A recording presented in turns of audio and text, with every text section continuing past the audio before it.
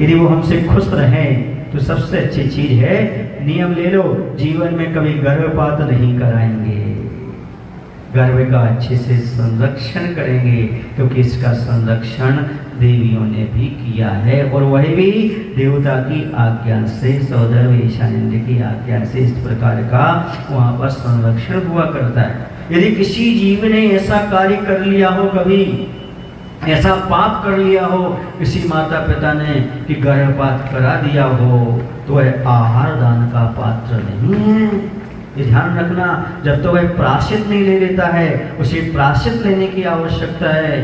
और गुरु के पास चाहे वो प्रायश्चित ले कि हे भगवान हमसे इस प्रकार का अपराध हो गया है, क्योंकि बंदो आपने मात्र गर्भस्थ शिशु का वध नहीं किया।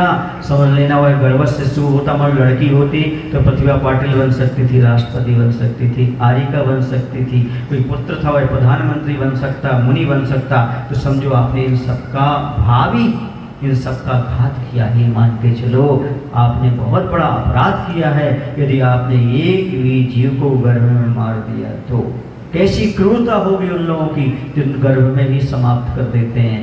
क्यों? पाप की क्रिया रोकते नहीं है और गर्भपात कराने की बात सोचते हैं। उन जीवों को महान निकृष्ट पाप का बंध होता है। आगे चल करके वह जीव नपुंसक पर्याय को प्राप्त करते हैं। न पुरुष पर्याय में जन्म लेते हैं, न स्त्री पर्याय में। न तुम्हारे लिए पुरुष का सौभाग्य मिलेगा, न स्त्री का सौभाग्य मिलेगा। क्यों? क्योंकि तुमने कोख में ही एक जीव को समाप्त कर दिया है, इतना निकृष्ट पाप किया है।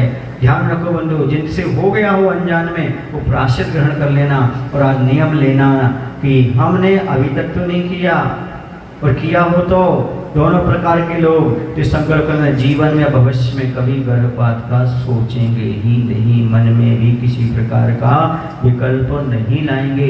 इस प्रकार का भाव बनाएंगे तभी आपका गर्भ कल्याणक मनाना सार्थक होगा। मैंने पहले व्याख्यान इसलिए किया 56 को